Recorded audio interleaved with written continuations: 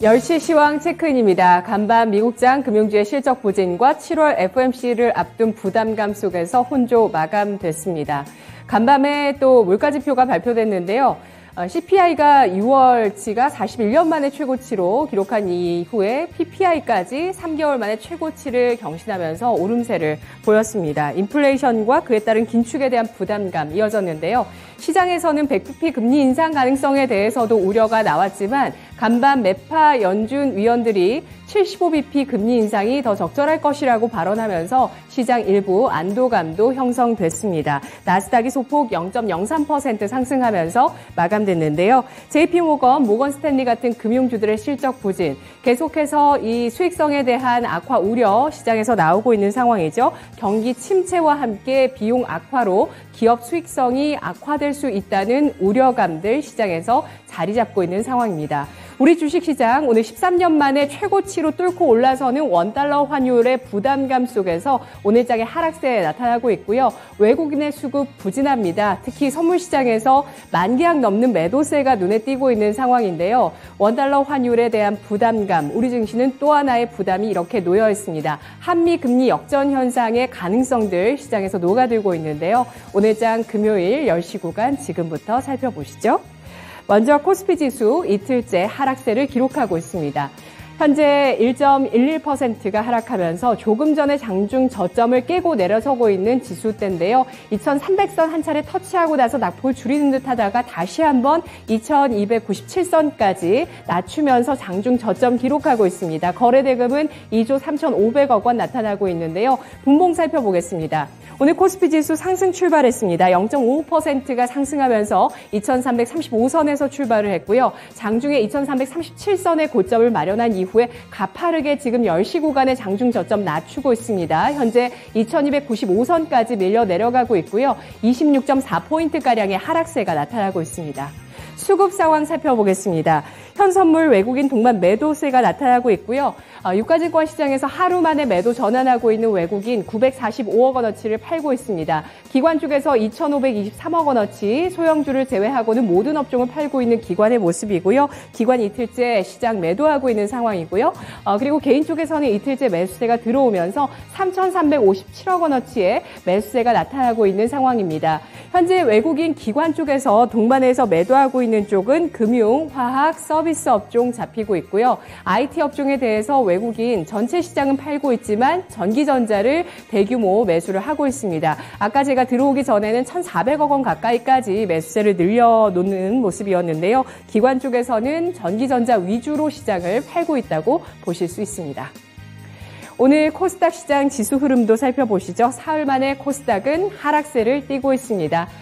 1.33%가 하락하면서 755.9포인트 선, 역시 마찬가지로 장중 저점을 깨고 내려가고 있는 코스닥 지수고요. 거래대금 2조 4,300억 원 나타나고 있습니다. 분봉 상황입니다. 코스닥도 0.3% 상승하면서 768선에서 출발을 했고요. 1포인트가량 장중의 고점을 더 높이면서 769선까지 올라서기도 했습니다. 하지만 10시 구간 들어서면서 장중 낙폭 더 깊어지고 있고요. 755.37포인트, 10.71포인트가 하락하고 있습니다. 수급 상황입니다. 역시 코스닥에서도 외국인 기관 동반한 매도세가 들어오고 있는데 이틀째 외국인 기관 코스닥 주식을 팔고 있고요. 각각 1,027억 원, 346억 원어치를 매도하고 있습니다. 개인 쪽에서는 1,396억 원어치를 사면서 이틀째 코스닥 주식 개인 쪽에서 사고 있습니다. 오늘 장의 특징 첫 번째 살펴보겠습니다. 실적 전망인데요. 실적에 따라서 희비가 교차하는 움직임 나오고 있는데요. SK바이오사이언스 실적 전망치가 하향 조정되면서 오늘 주가 빠지고 있습니다. 국산 1호 코로나 백신 스카이코비1을 개발했다는 소식으로 주가가 호재를 받아들고 크게 상승하는 모습을 보이기도 했었는데요. 하지만 이 국산 1호 코로나19 백신의 매출이 내년부터 본격 반영된다는 점, 올해 실적 전망치는 하향 조정되고 있는 양상이라는 점이 눈에 띄고 있습니다. SK증권에서는 SK바이오사이언스의 목표 주가를 27만 원에서 20만 원으로 대폭 낮추기도 했는데요. 오늘 주가 6% 차익 실현 매물 받으면서 14만 1,000원 선에 거래되고 있습니다. 지누스는 미국 쪽의 물류 차질 문제 등으로 인해서 실적 2분기에 부진할 것이라는 전망 나오고 있는데요. 오늘 주가 6.7%까지 빠지고 있는 상황입니다. 2분기 실적 예상치를 밑돌 것으로 예상이 되고 있습니다. 한국투자증권 오늘 분석을 내놓았는데요. 지누스의 주요 고객사인 아마존과 월마트의 실적 부진도 부담이 되고 있고요. 여기에 미국 내 물류 차질과 과재고로 인해서 향후 실적에 대해서 부진한 전망이 나오고 있습니다. 지누스의 주가는 44,900원 선에서 6.85% 하락세를 띠고 있는데요. TSMC의 2분기 깜짝 실적 효과로 국내 반도체주들 힘을 받고 있습니다. 어제 TSMC 2분기 깜짝 실적을 발표한 데 이어서 3분기의 실적 가이던스 전망도 상향 조정했는데요. 반도체주의 투자 심리 개선되고 있는 상황이고요. 특히 최근 들어서 원화 약세에 따라서 이런 수출주들 실적에 긍정적인 영향을 받지 않겠냐는 전망도 나오고 있습니다. 삼성전자의 주가 1.22%가 상승하며 58,300원 선, SK하이닉스 2.55%가 상승한 96,300원 선에 거래되고 있습니다. 오늘 장의 두 번째 특징 살펴보겠습니다. 이상한 변호사 우영우 방영 3주차 신드롬이 이어지고 있습니다. 16부작이기 때문에 지금까지 6부작이 방영됐고요. 남아있는 회차는 10회차인데요.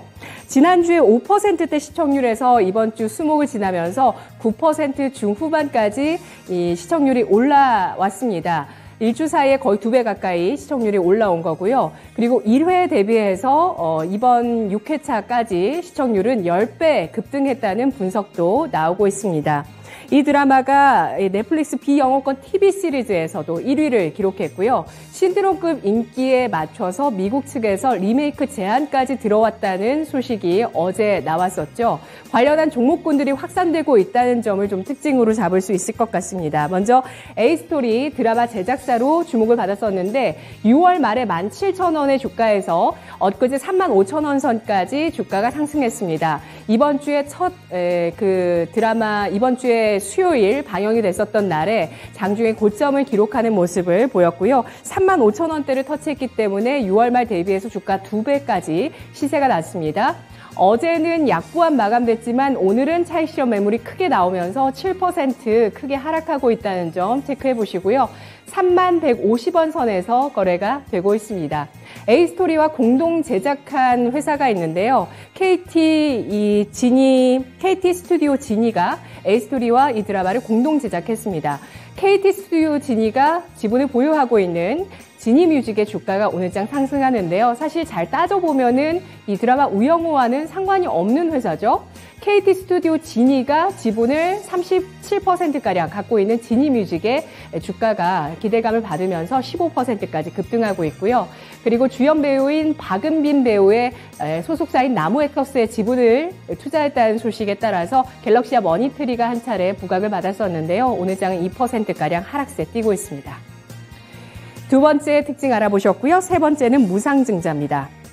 무상증자 과열주의보 속에서도 랠리가 이어지고 있는데요. 무상증자가 기업가치의 변화는 주지 않는 조치입니다. 기업가치의 변화가 전혀 없이 주주들에게 주식을 공짜로 나눠주게 되면서 주식수가 늘어나게 되고 회사의 주식이 좀 거래가 활발해질 수 있는 여건이 만들어지는데요.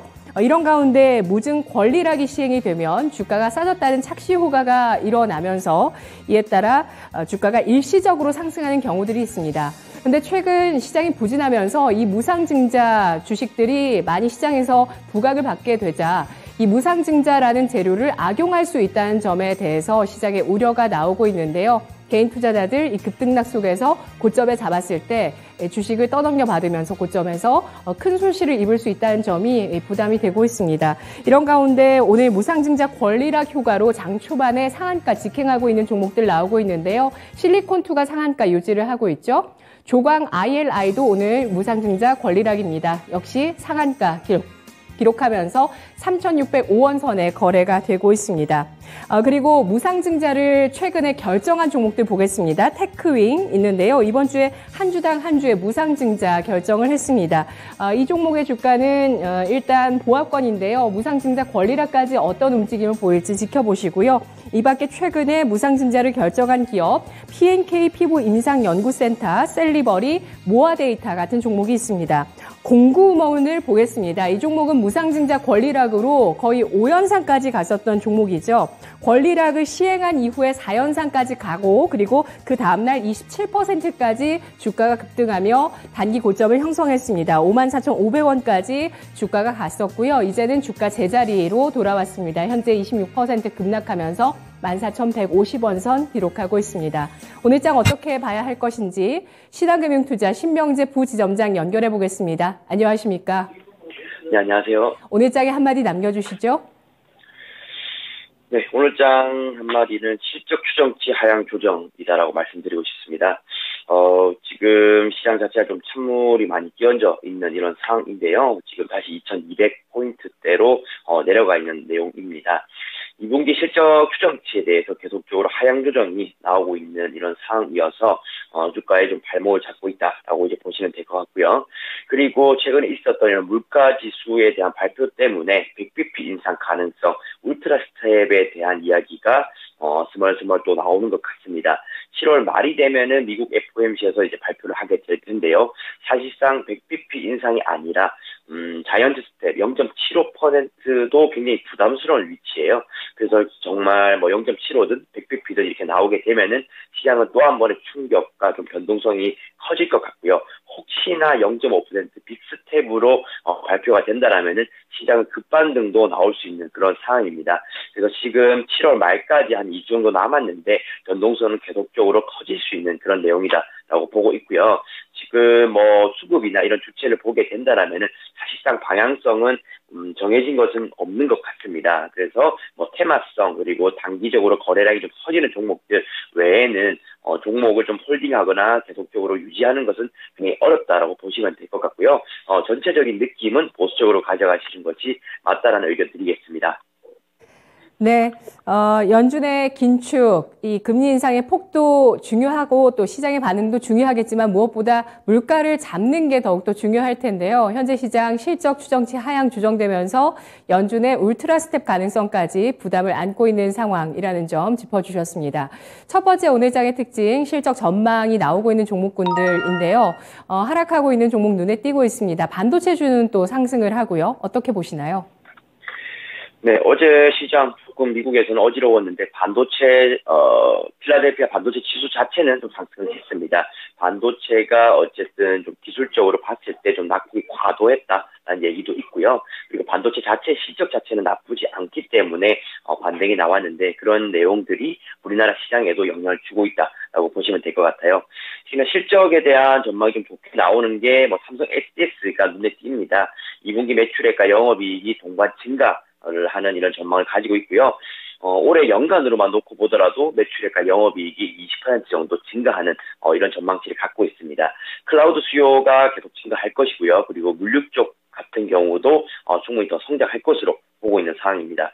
특히나 바닥선에서 이런 실적 전망치가 나왔기 때문에 주가 자체는 실적 발표 이후에 반등으로 좀 처리될 가능성이 좀 높지 않겠나라고 보고 있고요. 그리고 전기차 쪽 관련으로는 에코프로비엠을 한번 말씀드리는 게 좋을 것 같습니다. 제가 2차 전지 관련해서는 실적주다, 실적이 나오는 섹터다 이런 얘기를 좀 많이 드렸는데요. 마찬가지인 것 같습니다. 지금 에코프로비엠 같은 경우는 2분기 어닝 서프라이즈를 기록을 했습니다. 영업이익이 1,029억 원 정도로 이제 나타났고요. 전년 대비 254% 정도 증가했다라고 이제 보시면 될 것 같아요. 이렇게 실적 숫자가 나오는 기업 같은 경우는 주가가 좀 하락세에 들어가더라도 빠르게 반등을 또 해볼 수 있는 이런 장점이 있는 것 같습니다. 특히나 주식이 이제 정상화되는 이런 시장이 찾아왔을 때도 이런 실적주 위주의 반등이 주도주로 이제 연결될 수 있는 가능성이 있기 때문에 이렇게 2차 전지 또는 배터리 관련된 섹터는 꾸준하게 추적을 해서 업데이트 하시는 게 좋을 것 같습니다. 네, 삼성의 SI 기업, 삼성 SDS 그리고 배터리주, 에코프로비엠 실적주로 떠오를 가능성 보셨는데요. 두 번째 특징 보겠습니다. 두 번째 특징은 드라마 이상한 변호사 우영우의 흥행입니다. 관련주 확산되고 있는데 어떻게 대응을 해보는 게 좋을까요? 네, 우영우 신드롬이 계속적으로 시청률에서 한번 보여주고 있는 것 같습니다. 지금 1회에서 5회까지 올라올 때 시청률을 계속적으로 지금 상승하고 있다라고 보면 될 것 같고요. 4회차보다 5회차는 이제 9% 가까이 이제 상승을 하게 되면서 10% 시청률을 눈앞에 두고 있는 상황이다라고 보시면 됩니다. 관련 기업으로는 A스토리가 있고 KT알파가 있는데요. A스토리 같은 경우는 차트에서 보시다시피 이미 선반영되면서 빠르게 주식이 좀 치고 가는 모습을 보여줬습니다. 지금은 이제 음봉의 모양이 나오게 되면서 어느 정도의 차익 실현을 지금 나타내고 있는 상황이고요. 혹시나 여기서 이제 숨고르기가 끝난 다음에 시청률이 계속적으로 상승하는 모습을 보여주게 된다라면은 추가적인 상승도 한 번 정도 더 나올 수 있다라고 보고 있습니다. 만약에 차익 실현 매물이 오늘 오후까지 계속 출회돼서 10% 이상의 음봉을 만들어내게 되면은 주가 자체는 좀 주춤할 가능성도 있는데요. 혹시나 시청률이 정말 15%대로 진입을 하게 된다라고 이제 보시게 되면은 추가적인 상승도 조금은 더 나올 수 있다라 봅니다. 왜냐하면 다른 쪽에 지금 자금 이동 같은 경우는 굉장히 섣불리 좀 투자하기가 어려운 것 같아요. 하지만 이렇게 시청률이 나오거나 뭔가 어느 정도의 답이 나와 있는 이런 종목들 쪽으로 자금 이동이 좀 많이 되는 것 같습니다. KT알파 같은 경우도 어쨌든 이제 KT 쪽으로 연관되다 보니까 이제 관련주를 묶여서 움직이게 되었는데요. 오늘 같은 경우는 2% 정도의 하락만 하고 있는 이런 상황입니다. 시총은 이제 한 3,200억 수준의 이제 기업이다라고 보시면 될 것 같고요. 어쨌든 우영우 효과에 이제 주가는 최근에 상승을 많이 했었다라고 이제 보시면 될 것 같습니다. 제 개인적으로는 숨고르기 하루 이틀 정도 하고 시청률에 따라서 주가가 2단계 레벨업을 할지에 대해서 결정이 날 것이기 때문에 시청률에 대한 분석이 좀 더 중요하다라고 저는 보고 있고요. 요즘에는 그런 시청률에 대한 분석도 중요하고 유튜브나 또는 블로그 이런 SNS 채널을 통해서 광고가 또는 홍보가 어느 정도의 확장되는지도 확인하는 것도 도움이 많이 된다라고 보고 있습니다. 그래서 유튜브 알고리즘 통해서 우영우가 계속 나오게 된다라고 한다면은 좀 더 랠리를 할 수 있겠구나 이렇게 정리하시고 시장 대응하시면 될 것 같습니다. 네, 이상한 변호사 우영우 시청률 15% 돌파 여부 단기적으로 중요하다고 합니다. 마지막으로 무상증자 관련주 정말 꺼지지 않습니다. 한 달 전에도 무상증자 주의보가 내려졌다라고 해서 우려 섞인 여러 시각들이 많았는데 한 달 동안 계속 이어지고 있거든요. 언제까지 무상증자주의 랠리가 이어질까요? 네, 예전 같으면은 정말 이런 골리라 효과 이렇게 강하지 않았습니다. 요즘 같은 경우는 연속해서 상한가를 계속적으로 찍어내고 있기 때문에 무상증자 스케줄만 보면서 트레이딩을 하는 이런 투자자분들도 있는 것 같아요. 어쨌든 그 골리라 효과 전후로 해서 주가 굉장히 급등하는 점과 그리고 무상증자 공시 전후로 해서 또 움직이는 이런 종목들도 있기 때문에 좀 주목을 해서 많이 보시는 것 같습니다. 하지만 100% 맞아서 떨어지는 그런 내용은 아니기 때문에 혹시나 방향이 좀 맞아 떨어지지 않는다라면 빠르게 손절하는 것도 필요하다라 보시면 될 것 같습니다. 가령 공구먼 같은 경우도 상한가 계속 치고 올라갔지만은 지금의 가격대 보시면 아시겠지만 거의 출발 직전으로 내려온 것도 볼 수가 있거든요. 그래서 좀 시세가 많이 흔들린다라고 생각하시면은 손해를 좀 보더라도 빠르게 엑시트하는 전략이 필요할 것 같고요. 오늘 같은 경우는 조강 IRI와 그다음 실리콘2가 이제 비슷하게 움직이는 것 같습니다. 그래서 상한가 풀리는 시점에 우리 같은 경우는 비중을 좀 축소하거나 이런 전략이 좀 필요할 것 같고요. 상한가 풀리는 시점에 단기적으로 자금이 들어가게 된다라면은 그날 바로 엑시트를 한다든지 늦어도 다음 날에는 엑시트하는 전략으로 대응을 하시는 게 좀 포트폴리오 전략을 짜시는데 유리할 것 같습니다. 네, 알겠습니다. 짧은 손절이 중요하다는 점 강조해 주셨네요. 오늘 장도 추천주가 없으신데요. 관망 언제까지 이어갈 생각이세요? 네, 저희 쪽에도 한은에서 0.5% 빅스텝 그리고 CPI 지수 발표 이렇게 변동성이 있었는데요. 어쨌든 7월 말에는 미국 FOMC가 있습니다. 지금 시장에서 보시는 것처럼 시장은 좀 순조롭게 흘러가지 못하고 있는 상황이기 때문에 변동성은 좀 좋은 쪽 변동성보다는 좋지 못한 변동성으로 가져갈 가능성이 높을 것 같아요. 그래서 7월 말 FOMC에서 울트라 스텝이냐 자이언트 스텝이냐 혹시나 빅스텝으로 나오는 것이냐에 따라서 좀 추천 종목에 대한 이야기를 다시 해보는 게 좋을 것 같습니다. 네, 의견 잘 들었습니다. 네, 감사합니다. 고맙습니다. 7월장 변동성 예상하고 있습니다. 10시 시황 체크인이었습니다.